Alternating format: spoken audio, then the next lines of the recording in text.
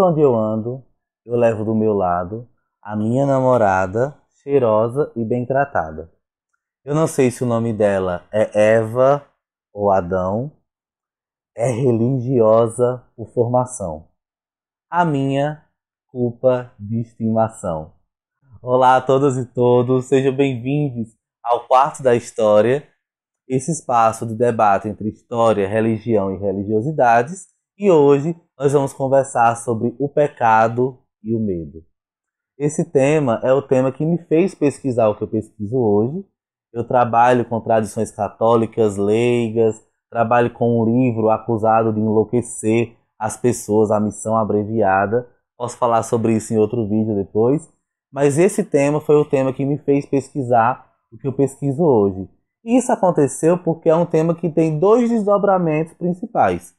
De um lado, a formação de determinado tipo de civilização, a civilização ocidental moderna. De outro lado, as implicações psicológicas, as implicações individuais dessa abordagem, da ideia do pecado e do medo.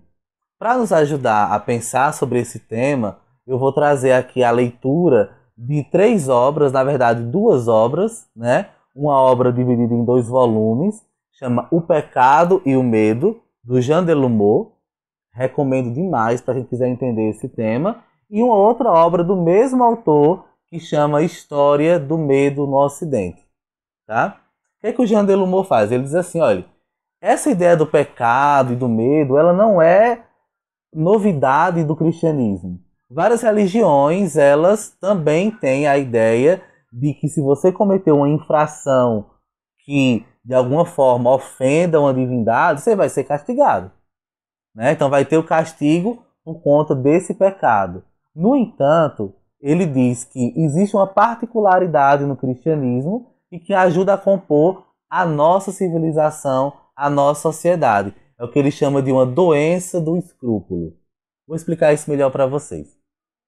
Então imagina só que nós podemos dividir esse medo, o medo organizado a partir da religião, notadamente do cristianismo, entre os séculos XIII e o século XVIII, em 2 vertentes. De um lado, eu tenho os medos externos. Eu vou até arriscar dizer assim, o medo do outro, que ele trabalha aqui na história do medo no Ocidente. Esse medo do outro é o medo das bruxas, dos judeus, é o medo da sexualidade, que é um pouco minha, mas que também está no outro. O medo do mal, o medo do diabo, o medo da lua, dos lobisomens, dos bichos. Então são medos localizados externamente, do lado de fora. Então ele vai elencar todos esses medos. Mas existe um medo que é mais terrível que todos esses medos que estão lá na história do medo no Ocidente, que é o medo de si mesmo. O medo de si mesmo é o pecado. Então, o que é que eu posso fazer? Aonde é que eu posso chegar? Onde é que minha alma vai? Onde é que meus pensamentos habitam? E ele traz logo no comecinho do livro uma citação que eu acho absurdamente genial para a gente começar a viajar nessa perspectiva. Aqui no comecinho do livro, ele traz o seguinte.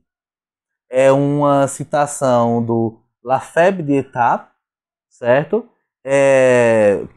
Fazendo um sermão, comentando a Epístola dos Gálatas no 14º domingo depois de Pentecostes.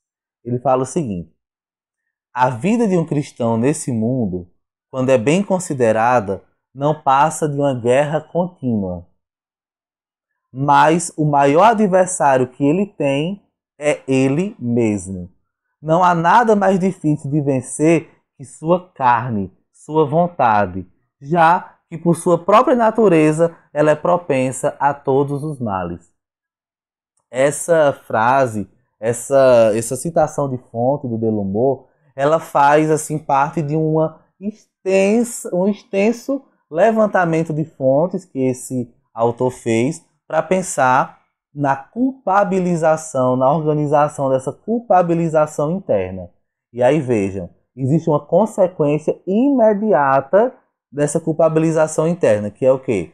Quem é que fala pela boca de Deus? A igreja. Quem é que se alia à igreja para falar juntamente o nome de Deus? O Estado. Então, a igreja vai organizando uma série de normas que vai, de um lado, definindo os males externos e, do outro lado, definindo os males internos, o medo de si mesmo, para organizar essa mentalidade, para organizar essa estrutura psíquica que vai ganhando forma na modernidade. Sigmund Freud, psicanalista, né, ele também dedicou uma parte de sua vida, de sua obra, a pensar sobre isso, notadamente no seu texto, na minha opinião, principal dele sobre cultura, que chama Mal-Estar na Civilização. Então, existe um padrão, uma norma, uma organização civilizatória que ela é perfeita, que ela é, então, assim, sugerida que eu chegue, mas que eu nunca consigo chegar. É impossível. E se não conseguir chegar até a perfeição da norma, faz com que criemos um grande mal-estar. Eu tô passada, chocada. Meu Deus! Jesus! Né? Esse mal-estar, inclusive, é responsável pelo que Lacan também chama de laço social. Então veja, essa ideia do pecado e do medo de si mesmo, ele vai se desdobrando, vai reverberando para outros locais sociais.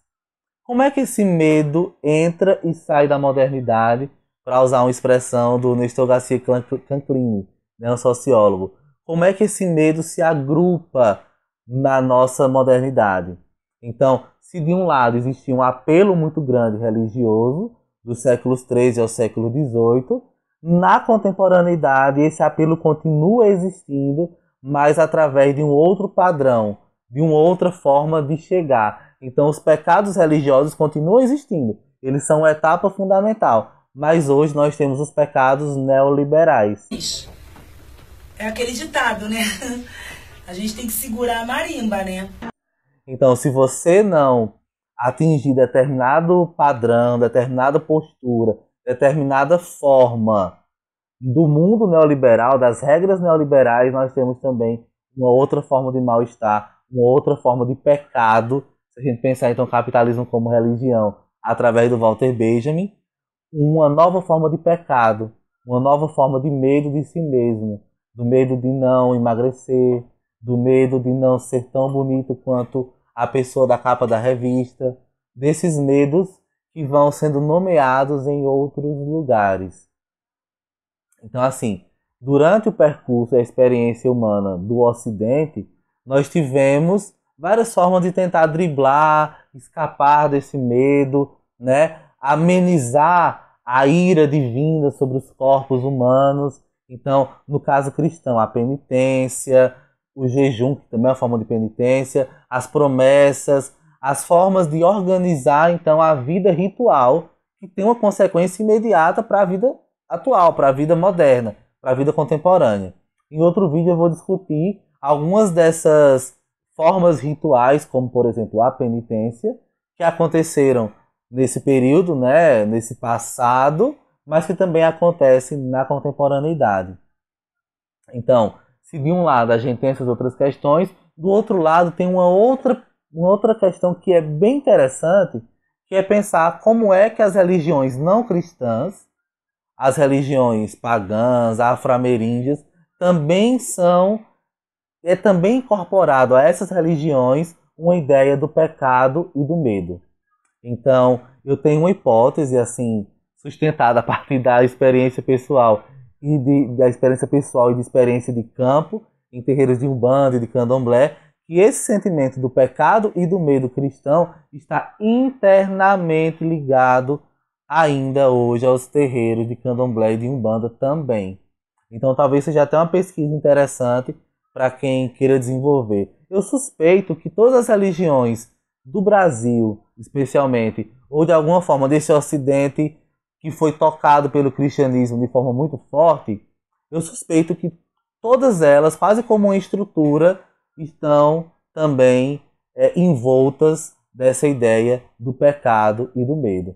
Então, no livro do Delumore, ele vai discorrer sobre como é que nós vamos criando, de um lado, um desprezo pelo mundo, a Terra é o local pior, é o que tem de pior, o corpo humano é o vaso mais podre e só existe a possibilidade de alcançar a graça, de alcançar alguma coisa boa que seja através da graça divina, da conversão e das bênçãos do Espírito Santo.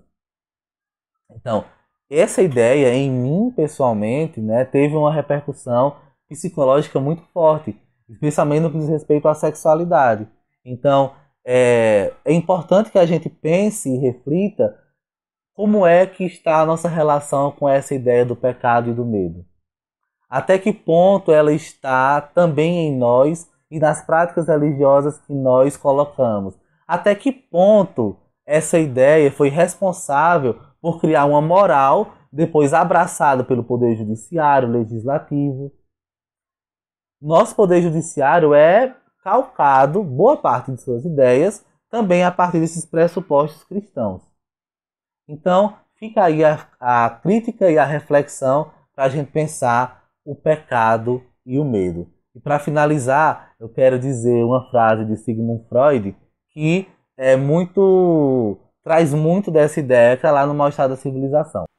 O homem não somente é mais imoral do que crê, mas também mais moral do que sabe.